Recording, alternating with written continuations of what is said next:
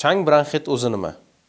Chang bronxit bronxial daraxtning bir turi bo'lib, yallig'lanish infeksiyadan emas, balki chang mikrozarralarining kimyoviy yoki mexanik ta'siridan kelib chiqadi. Odatda kasallik chang va ifloslanishning kuchayishi sharoitida ishlashga majbur bo'lgan odamlarda aniqlanadi.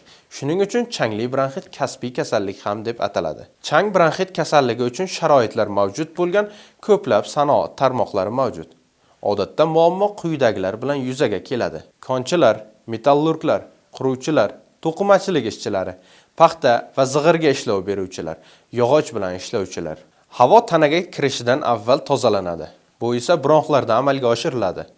Organning quvurli devorlarida kipriklar va shilliq qavat mavjud. Biror kishi changli havodan nafas olganda chang kiprikchalarga joylashadi va shilliq qavat bilan o'raladi. Shunda inson yutaladi.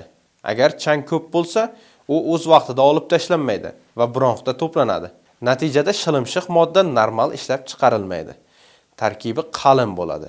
Tirnash xususiyati paydo bo'ladi va yo'tal boshlanadi.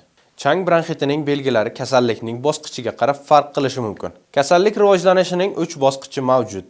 Surunkali kasbiy bronxitning birinchi alomatlari salbiy sharoitlarda ish boshlagandan bir necha yil o'tgach sodir bo'ladi.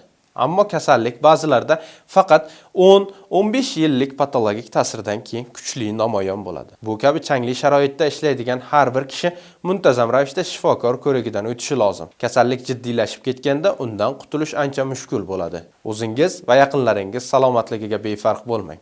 Salomat bo'ling.